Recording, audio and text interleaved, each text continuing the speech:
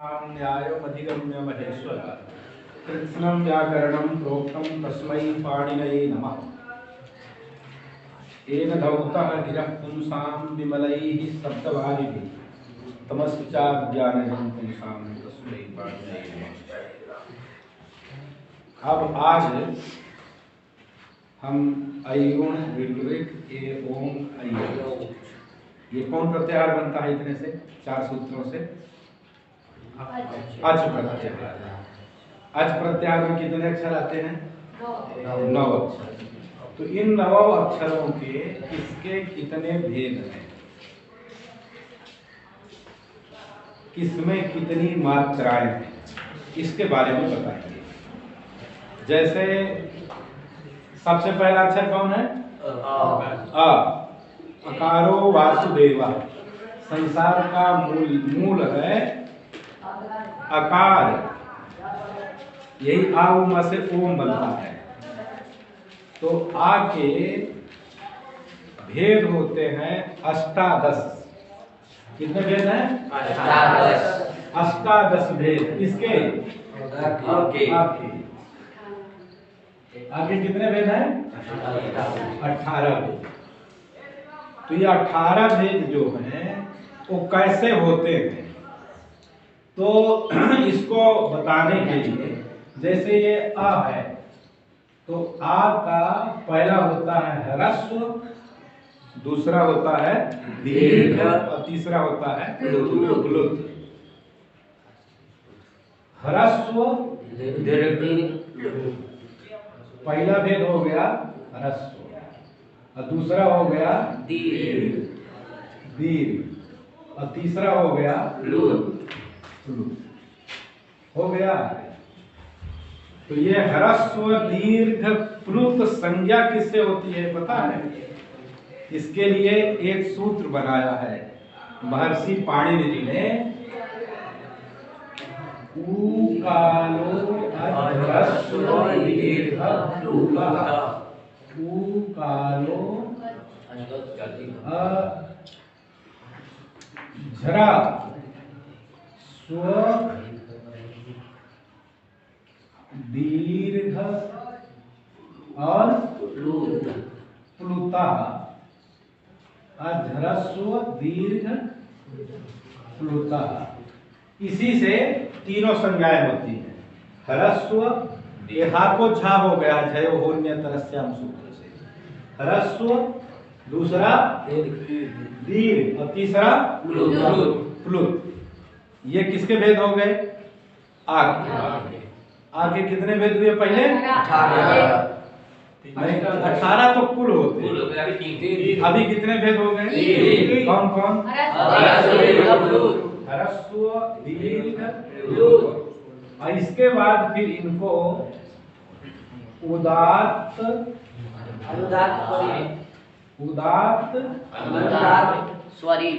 अनुदात्त और स्वरित। ये ह्रस्व में भी 3 हो जाएंगे, दीर्घ में भी 3 हो जाएंगे और प्लुत में भी 3 हो जाएंगे। तो ये कितने हो जाएंगे? 12। कितने हुए? 9। कैसे?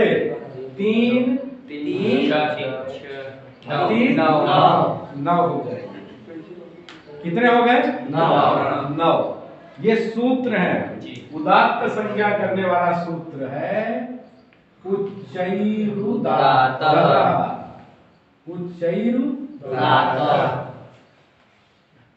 और अनुदात्त संज्ञा करने वाला सूत्र है नीचैरनुदात्तः।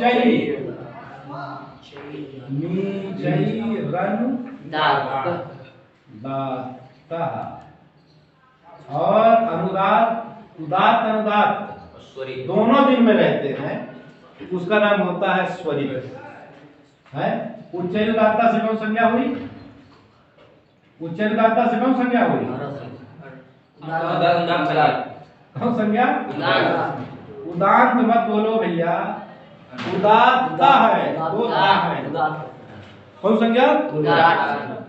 और नीचे अनुदात्ता से कौन संज्ञा हुई?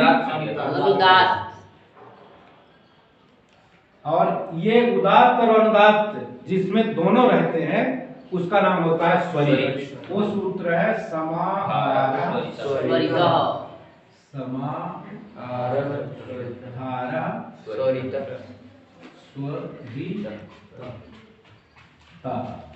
इससे कौन संज्ञा हो गई? स्वरित संज्ञा है ना। तो ये ह्रस्व के भेद हो गए उदात्त, अनुदात्त, स्वरित। और दीर्घ के भी कितने हो जाएंगे? कौन कौन? उदात्त, अनुदात्त, स्वरित। प्लुत में प्लुत, उदात्त, प्लुत, अनुदात्त, प्लुत, स्वरित। समझ गए? 9 हो गए, एकदम पक्का हो गया ना? 9 हो गए हैं। कितने भेद हो गए? 9। किसके? आके। आके कितने भेद होते हैं कुल मिला के? 18। अभी कितने हुए? 9। अब एक यहाँ और होता है, कौन? मुख नासिका वचनो नासिका। मुख नासिका वचनो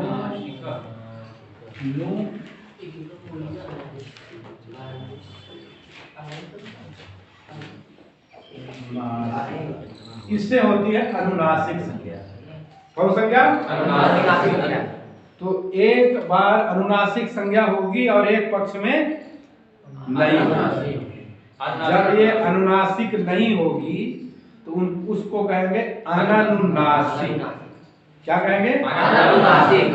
तो ये 9 का अनुनासिक हुआ और 9 का अननुनासिक। तो 9 कितना हो गया? 18। 9 हो गया। 9 और गुणे 2 बराबर 18 है ना। 9 में दूना कैसे कर दिए? इसलिए ये ह्रस्व, उदात्त, अनुनासिक। अब हम इसको पूरा बता दे रहे हैं। पहला भेद हो गया ह्रस्व, उदात्त, अनुनासिक। ये थोड़ा कायदे से इसको समझो, है अति सरल है, अति सरल है। ये ह्रस्व उदात्त का पहला क्या हो गया? अनुनासिक। और एक में हो गया अनानुनासिक, मतलब अनुनासिक जब ना रहेगा तो उसका नाम हो जाएगा अनानुनासिक। अनुनासिक कहते हैं जिसका उच्चारण नासिका से होता है। मुख सहित नासिकयोच्चार्यमाणो वर्णो अनुनासिक संज्ञा स्यात्। तो जब यह अनुनासिक हुआ, नाक से बोले तो उसका नाम हो गया अनुनासिक, और जब नाक से नहीं बोले तो वो हो गया जैसे आ हो गया, अंग हो गया। नासिका से, मुख से भी बोले और नासिका से बोले तो उसका नाम हो गया अननुनासिक। तो अनुनासिक पक्ष का एक भेद हम बता दिए ह्रस्व का। ह्रस्व के 3 भेद हुए हैं, दीर्घ के 3 भेद हुए हैं और के 3 भेद हुए हैं।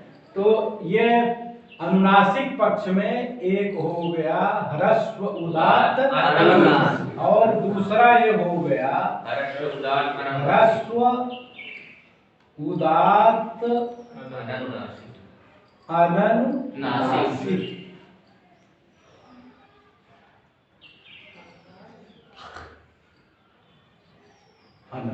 हो गया।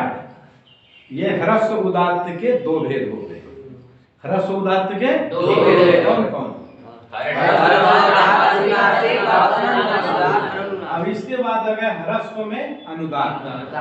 ह्रस्व में अनुदात्त। तो ये तीसरा भेद हो गया ह्रस्व अनुदात्त। ह्रस्व अनुदात्त अनुनासिक।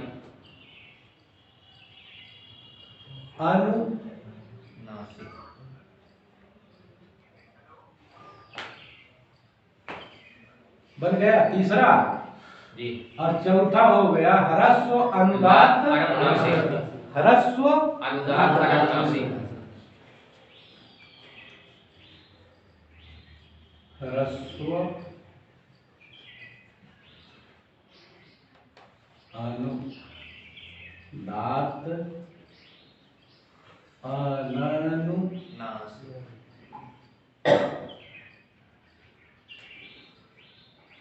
हो गया। अब इसके बाद पांचवा हो गया ह्रस्व स्वरित अनुदात नहीं, पचमा ह्रस्व स्वरित। अच्छा ह्रस्व स्वरित। अच्छा अनुदात में दोनों हो गए, ह्रस्व अनुदात अनुनासिक और ह्रस्व अनुदात अनुनासिक। ये हो गया, ये हो गया है। अब ह्रस्व स्वरित में आ जाओ तो ह्रस्व स्वरित अनुनासिक। स्वरित अनुनासिक।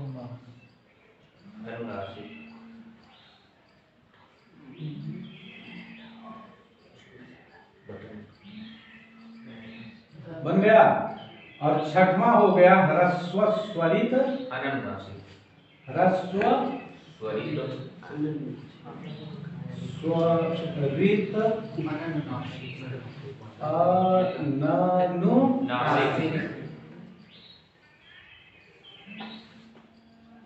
हो गया ह्रस्व स्वरित अनुनासिक। बन गया।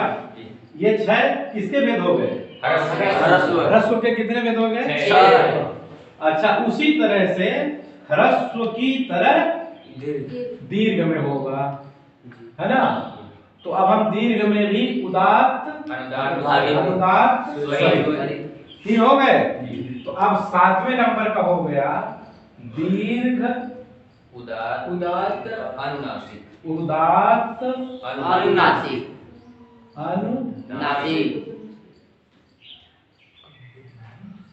अनुनासिक। और 8वां हो गया दीर्घ उदात्त अनुनासिक। अनुनासिक। दीर्घ उदात्त अनुनासिक। अनुनासिक। बन गया। जी जी। फिर दीर्घ अनुदात अनुनासिक। अनुनासिक। क्या हुआ? दीर्घ 9वें नंबर अनुनासिक। दीर्घ अनुदात अनुनासिक। उदात्त के होना गए दोनों। हाँ तो अनुदात अनुदात हो गया। अनुदात हाँ दीर्घ अनुदात अनुदात नासिक। अनुनासिक। और 10वें में हो गया दीर्घ अनुदात अनुनासिक। अनुनासिक। बन गया। जी। और फिर दीर्घ फिर स्वरित दीर्घ स्वरित अनुनासिक। दीर्घ स्वरित अनुनासिक। क्या? दीर्घ स्वरित अनुनासिक। दीर्घ स्वरित इसके हो न गए दीर्घ स्वरित अनुनासिक। नासिक। और 12वां हो गया दीर्घ स्वरित अनुनासिक। अनुनासिक। दीर्घ स्वरित अनुनासिक। ह्रस्व के 6, दीर्घ के कितने हो गए? 1 2 3 4 5 6 6 12 हो गए। अब कौन बचा? प्लुत। प्लुत में उदात्त अनुनासिक अनुनासिक। उदात्त अनुदात स्वरित कितने हो जाएंगे? 6 18 नहीं, पहले प्लुत का भी लिखो उसी तरह से। ये हो गया 13वें में कौन? प्लुत अनुदात अनुनासिक। प्लुत उदात अनुनासिक। उदात्त अनुनासिक। नासिक। और 14वां में भी वही हो गया प्लुत उदात्त उदात्त अनुनासिक। अनुनासिक। नासिक। बन गया। जी।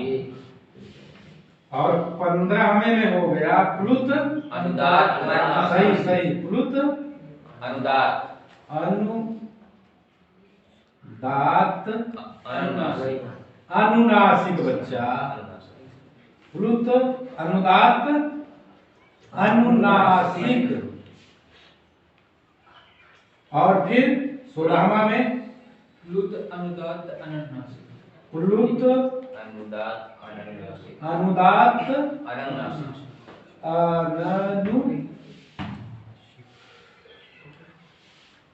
अनुनासिक। हो गए। अब दूठे बचे हैं, कौन कौन है?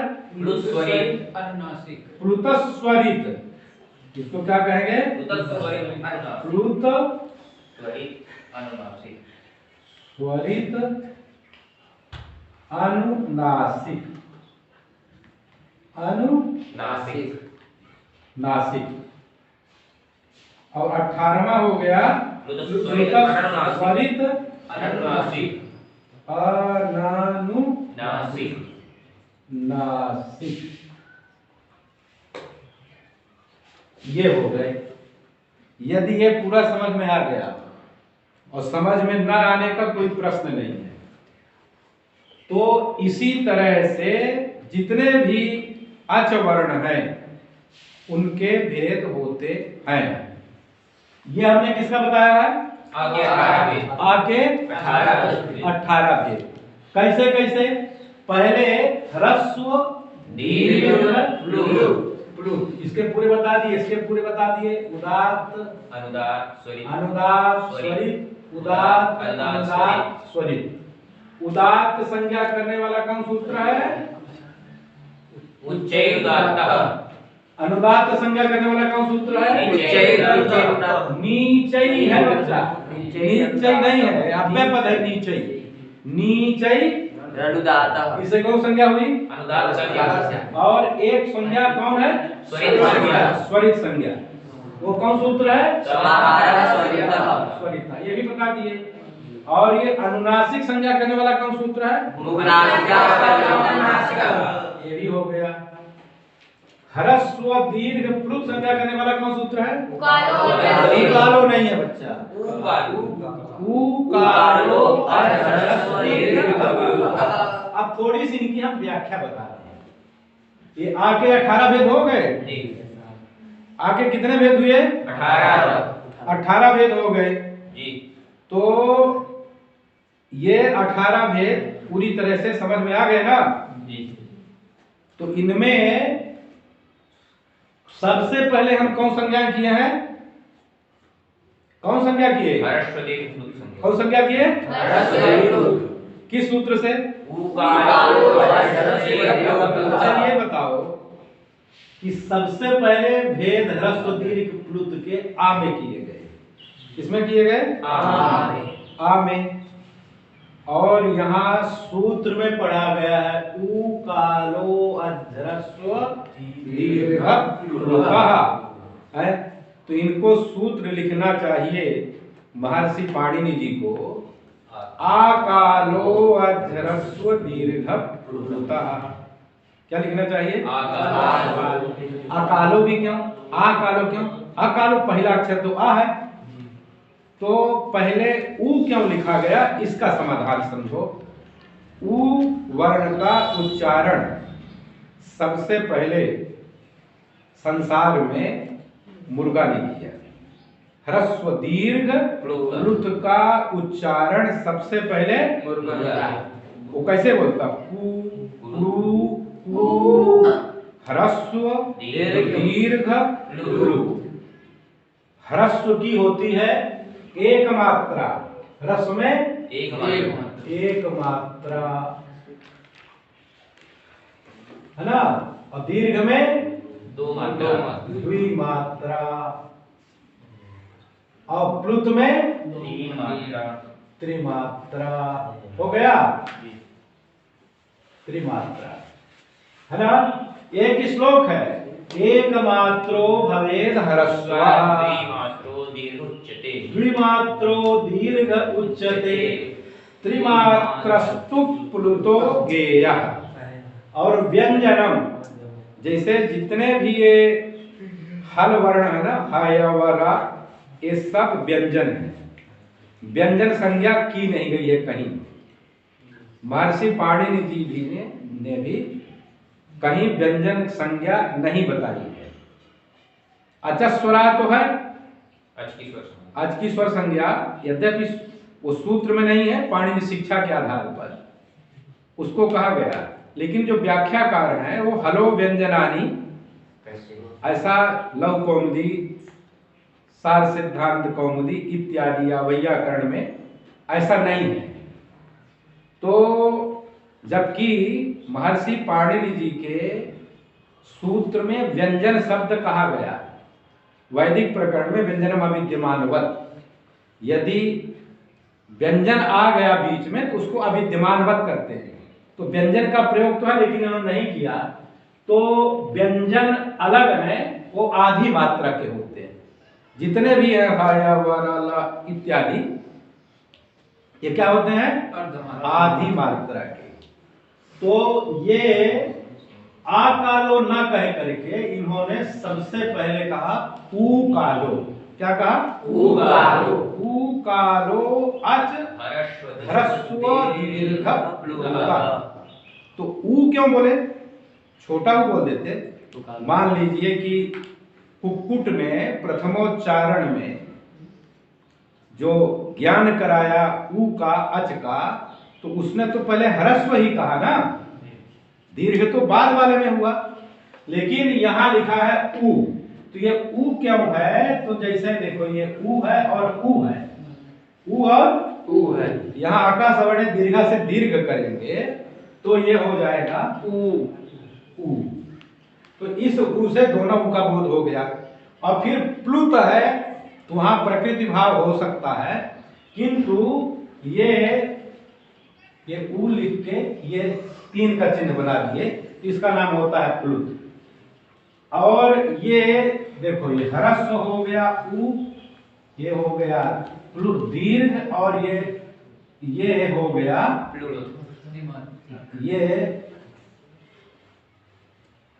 प्लुत, ये हो गया प्लुत। इसको ये प्लुत का चिन्ह है। तो यहाँ जो बीच वाला अक्षर है ना, ये दोनों का बोध करा है। देहली दीपकन्या है। देहली, जैसे ये देहली, देहली माने गांव में डेहरी कहते हैं, मध्य वाला जो भाग है। तो जैसे ये दरवाजा है, दरवाजा में हमने दीपक रख दिया एक, या बल्ब लगा दिया, तो उसका प्रकाश अंदर भी हुआ है और बाहर भी हुआ। राम नाम मणि दीप धरी, जी है देहरी द्वार। ये जीव जो देहरी है, तुलसी भीतर बाहर जो चाहसी उजियार।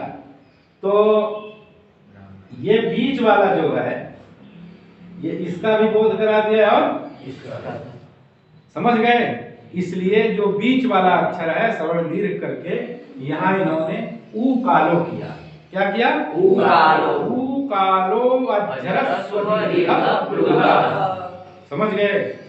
और ये उच्चारण का काल बताया गया है। इसको कैसे माना जाए? तो जो ऊ के काल माने उच्चारण काल, ऊ के उच्चारण में जो समय लगता है। काल का मतलब क्या है? समय। उच्चारण काल। समय तो सब है, तो उच्चारण काल, काल का मतलब है उच्चारण काल। ऊ वर्ण के उच्चारण करने में जितना समय लगता है, उतना ही समय जिस अच वर्ण के उच्चारण में लगेगा उसका नाम होगा ह्रस्व। क्या होगा? ह्रस्व। ये ह्रस्व हो गया। फिर हमने कहा इसमें काल का सादृश्य है। काल माने उच्चारण का, इसलिए वृत्ति में लिखा हुआ है वाम काल इव कालो यस्य सोच क्रमात् अश्व दीर्घ प्लुत संज्ञस्या। उकार के उच्चारण काल में जो समय लगता है, वाम माने उकार के, उ शब्द के षष्ठी बहुवचन में आम प्रत्यय होता है। कौन प्रत्यय होता है? आम प्रत्यय। तो ऊ है और आम है। ये ऊ को यण कर देंगे तो ये हो जाएगा वा। आम से मिला दिए तो रूप बन गया वाम। षष्ठी। वाम काल माने उच्चारण काल, अर्थात ऊ का तीन तरह का हो गया, ह्रस्व दीर्घ प्लुत। उसके उच्चारण काल के सदृश उच्चारण काल है जिस अच का वह क्रम से ह्रस्व दीर्घ प्लुत संज्ञक होता है। वाम काल। वाम माने उवर्ण के उच्चारण काल के सदृश, क्योंकि यहाँ सादृश्य उच्चारण काल से है। सादृश्य कैसे है? उच्चारण में जो समय लगता है उस पर ध्यान देना चाहिए। तो वो ह्रस्व हो गया, फिर ऊ दीर्घ हो गया। तो दीर्घ ऊ के उच्चारण में जो समय लगा वही उच्चारण में समय जिस अच के लगेगा उसका नाम हो जाएगा दीर्घ। दीर्घ माने संज्ञा, उसका नाम है, उसको दीर्घ कहेंगे।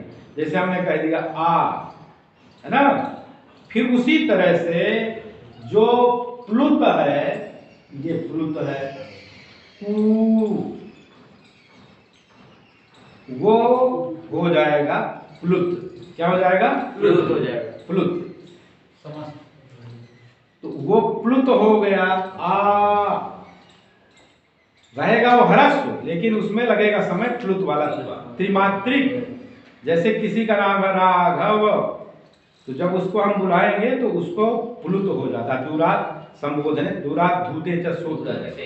जैसे हमने बताया भो राघव, तो वा में जो आ है वो तो है ह्रस्व है। राघव में जो वा में आ है वो क्या है? ह्रस्व है। किंतु दूर से किसी को हम बुलाते हैं तो उसमें प्लुत संज्ञा होता है। समझ गए? जैसे किसी का नाम है राजमणि, ह्रस्व है। णी में जो ई है वो ह्रस्व है, और हम बुलाएंगे तो जो अंतिम है णी में उसको थोड़ी देर तक बुलाएंगे तो बोलेंगे राजमणि ले, तो गलत ना हो गया? कहे ना ना ना, एकदम सही है। दूरात संबोधने च, दूरात संबोधने वाक्य सटे प्लुत उदात्तस्य। अच्छा चलो, तो ये ऊ के उच्चारण काल के सदृश अच है यहाँ पर आ, इसलिए उसकी ह्रस्व दीर्घ प्लुत संज्ञा हो गई। अब इसके बाद हमने उदात्त संज्ञा की है। कौन संज्ञा? उदात्त किसको कहते हैं भैया? उदात्त संज्ञा करने वाला सूत्र हमने यहाँ बता दिया, उच्चैरुदात्त। और उसका अर्थ बता दिए कि वर्णों का जो उच्चारण स्थान है, इसके आगे वाले वीडियो में हम उसको विधिवत बताएंगे। बहुत सरल, ये आप लोगों को समझ में भी आता होगा निश्चित। तो ये वर्णों का उच्चारण स्थान है। जैसे ई का उच्चारण स्थान है ताल, है ना। लेकिन सबसे पहले है अकुह विसर्जनीय। तो यहाँ वृत्ति में लिखे हैं ताल्वादिषु सभागेषु स्थानेषु ऊर्ध्वभागे निष्पन्नो अनुदात्त संज्ञा स्यात्। तो पहले बोलना चाहिए इनको कंठादि, कंठाद्युच्चारण स्थान, ये बोलना चाहिए। तुल्यास्य प्रयत्नम सवर्णम में भी ताल्वाद्य स्थान ही बोले। ऐसा क्यों? पहला तो कंठ न है, आ का उच्चारण स्थान क्या है? कंठ। अकुह विसर्जनीय, इनको कंठाद्युच्चारण स्थान ऐसा बोलना चाहिए, किंतु बोला है इन्होंने ताल्वादि स्थान। तो सीधे ई में गए, क्यों? आपको छोड़ क्यों दिए? क्योंकि जो वर्णों के उच्चारण में एकदम अलगाव है वो तालु से हुआ। कंठ का प्रयोग तो सभी वर्णों में होता ही है। जैसे जो हम विवृत कहते हैं, स्पृष्ट कहते हैं, ईसद स्पृष्ट। हम जब वो बता रहे थे पहला वाला अयुन रिक्त, इसको हमने बहुत विस्तार पहले में बहुत विस्तार से बताया। तो कंठ के बिना किसी भी वर्ण का उच्चारण संभव ही नहीं है। यदि किसी का गला दबा दिया जाए यहाँ पर और उससे कहे कि तू बोलो ई ऊ री अच्छा, तो बोल लेगा? प्रयोग मत करना, नहीं हो। तो कंठ उच्चारण स्थान सामान्य है, सभी वर्णों का कंठ उच्चारण स्थान है किसी न किसी रूप में। और जो भेद किया तालु में जब जिह्वा का स्पर्श हुआ तब इचु या सा इन वर्णों का उच्चारण होता है। इसलिए सामान्य को छोड़ करके विशेष जहां से पार्थक्य हुआ इसलिए वहां ताल्वादि स्थानम उच्चारण स्थान और ताल्वादिषु सभागेषु तो सभा का मतलब है समान भाग। जहां जैसे हमने बोला ई बोले ई ऊ री तो जिह्वा जहां लग रही है ना तो जिह्वा का जो उस स्थान में स्पर्श हुआ तो उसी के समान भाग में थोड़ा ऊपर की ओर जब जीभ लगे जिह्वा का टंग का स्पर्श हो तो उसका नाम होगा उदात। क्या होगा? उदात। और वहीं पर जब थोड़ा जिह्वा नीचे आ जाएगी तो हो जाएगा अनुदात। और जब दोनों के ठीक उदात अनुदात दोनों रहेंगे तो उसका होगा स्वरित। वेद में उदात अनुदात स्वरित का पूरा प्रयोग होता है।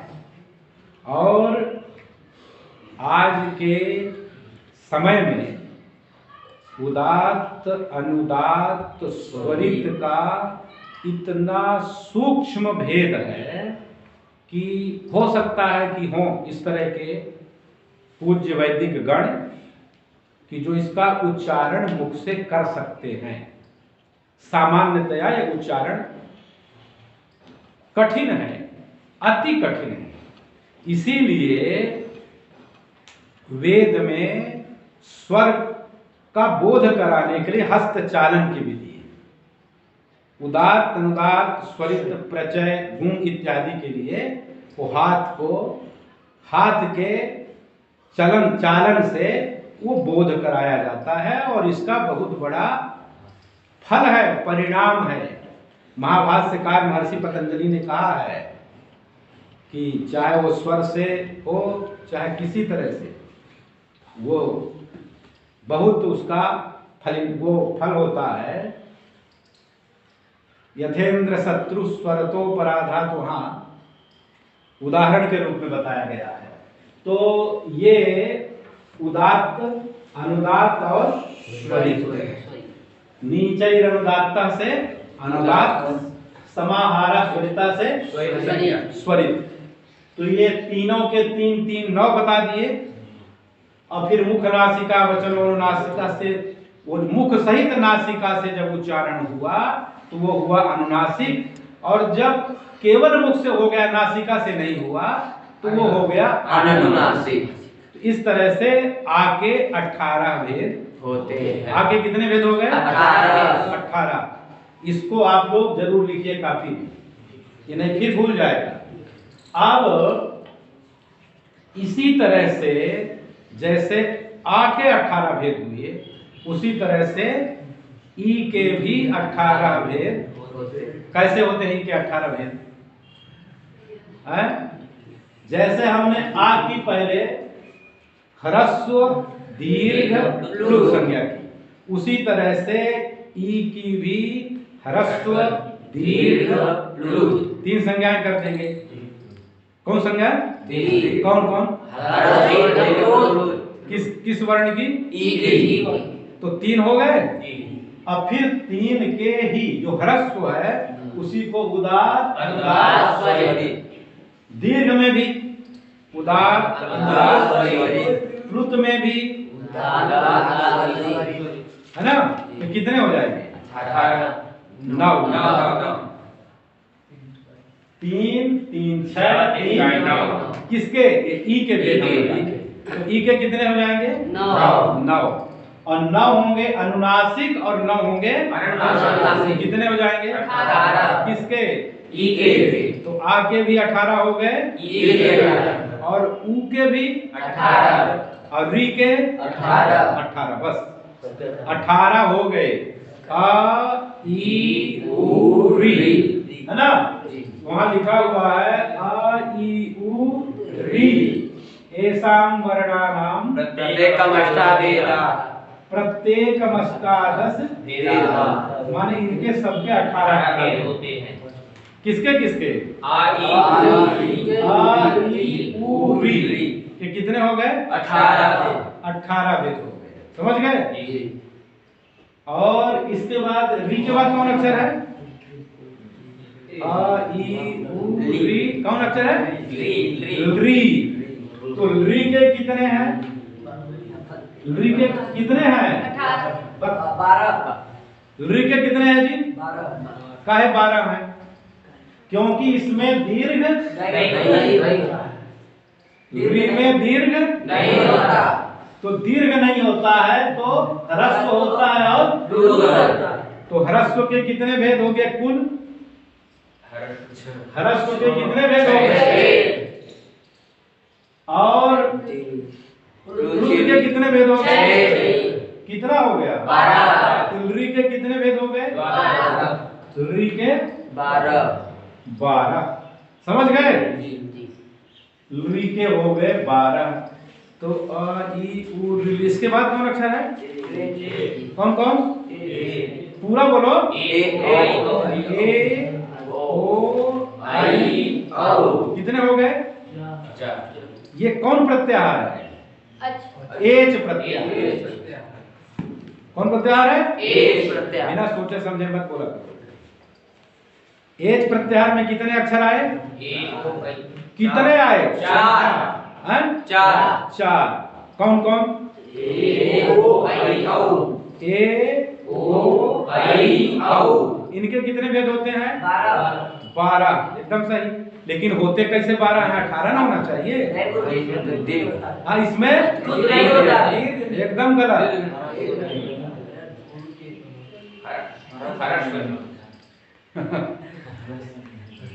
ए ओ आई एच प्रत्याहार में वहां लिखा है एचामपि द्वादश तेषां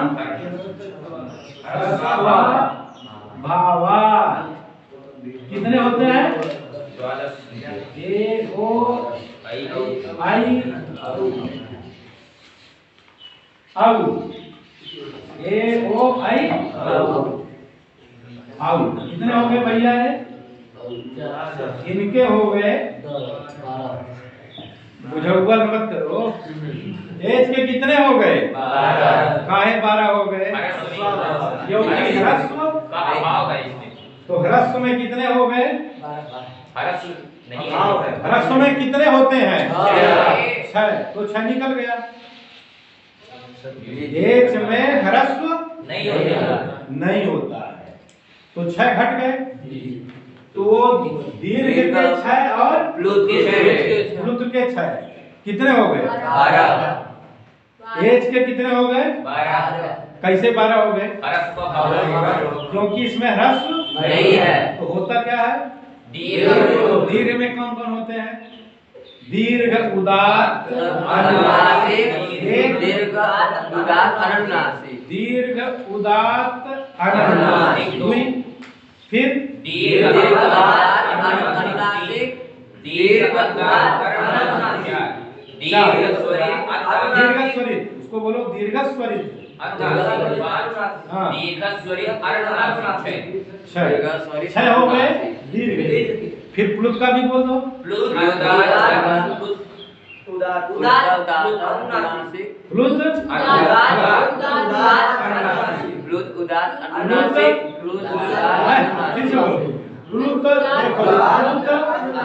ये लिखा हुआ है भैया।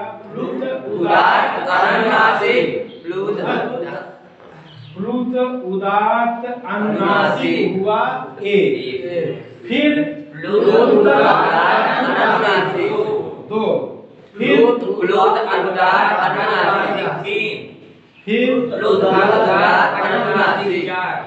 फिर फिर स्वरित मत बोलो। यहाँ संयोग गुरु है। 5। 6। तो ये 6 हो गए दीर्घ के। 6 हो गए प्लुत के। तो कितने हो गए? 12। कितने हो गए? 12। अच्छा। और व्यंजन में 3 अक्षर होते हैं जिनके 2 भेद और कोई भी नहीं। समझ गए? कौन है व्यंजन में, जानते हो? कोई पता है? अनुनासिका अनुनासिक भेदेन य वाला विधा। कौन कौन? अनुनासिक और अनुनासिक के भेद से य व ला, है ना? ये 3 अक्षर है जो अनुनासिक भी होते हैं और अनुनासिक नहीं भी होते। शेष सब केवल व्यंजन जितने भी हैं वो एक एक ही हैं, उनमें कोई भेद नहीं है। समझ गए? जैसे यम गण ना, ये केवल अनुनासिक वर्ण है, इसलिए इनका उच्चारण स्थान 2 होता है। समझ गए? इसलिए वहां लिखा यम गणना नाम नासिका च, इसे हम कल वाले में बताएंगे। तो ये हो गए वर्णों के भेद, इनका नाम हो गया वर्ण भेद। वर्ण भेद ये पूरी तरह से शायद आप लोग समझ गए हों। यदि किसी को इसे समझने में थोड़ा भी संदेह हो तो उसे पूछना जरूर, पक्का, एकदम निश्चित रूप से पूछना चाहिए। समझ गए? आगे कितने भेद हैं? 18 और ई के 18 ऊ के 18 री के 12 री के। अरे कम से कम यह बुद्धि दिखाओ, देखो क्या है। आ ई ऊ री, देखो बिना हम कंठस्थ कराए रटने वाला काम, अब समझने वाला काम करो। यदि याद है तो बहुत अच्छी बात है, यदि याद नहीं है तो उसका तात्पर्य क्या है, ये व्याख्यात्मक शैली से वो निश्चित रूप से आज के युग के अनुकूल हम बता रहे हैं कि इसको आप इस तरह से यदि पढ़ेंगे तो ये तुरंत समझ में आएगा। आपको समझना तो पड़ेगा, लेकिन यदि कोई पूछता है कि आके कितने भेद हैं तो आप ह्रस्व दीर्घ प्लुत जानते हैं। यदि ऊ कालो व ह्रस्व दीर्घ प्लुतः सूत्र याद है तो बहुत अच्छी बात, नहीं ह्रस्व दीर्घ प्लुत तो समझ में आ ही जाता है। उदात्त अनुदात्त स्वरित ये सबको आता है, अनुनासिक सबको आता है। अनुनासिक नहीं हुआ तो उसका नाम अननुनासिक हो गया। तो जिनमें जिन अच वर्णों में ह्रस्व दीर्घ प्लुत तीनों है उनके 18 6 6 12 6 18, और जिनमें ह्रस्व नहीं है उनके 12 केवल दीर्घ और प्लुत के 6 6 वो 12 हो गए। जिनमें दीर्घ नहीं है, जैसे लृ वर्ण ही एकमात्र ऐसा है जिसमें दीर्घ नहीं होता। समझ गए? लृ ही एकमात्र ऐसा अच वर्ण है जिसमें दीर्घ नहीं होता, और एच प्रत्याहार के 4 वर्ण ही ऐसे हैं जिनमें ह्रस्व नहीं होता। इनके अतिरिक्त जो अच में 9 अक्षर हैं वो सब ह्रस्व दीर्घ प्लुत वाले हैं। इसलिए प्रत्येक के 6 6 भेद जब कर दिए तो 6 6 6 3 6 गुणे 3 बराबर 18 भेद हो गए। समझ गए? तो 4 ये हो गए और 4 4 8, तो 4 18 के हो गए और 4 12 के हो गए। तो ये 12 वाले में ये जो नीचे वाला ये 6 है ना, इसमें ह्रस्व नहीं होता। एच प्रत्याहार में ह्रस्व नहीं होता और लृ में दीर्घ नहीं होता। तो ये 4 अक्षर, ये 4 अक्षर 8 और एक लृ मिला के कितने हो गए? 9 हो गए। 9 वर्ण ये अच प्रत्याहार के अंतर्गत आते हैं। समझ गए? तो इसको अभी आप लोग खूब बढ़िया समझिए और हमसे पुनः इसको अवश्य ही पूछिए, जो जहां भी हो। इसमें मोबाइल नंबर हमारा रहेगा तो आप लोग पूछिए। जयतु भारतम जय श्री राम।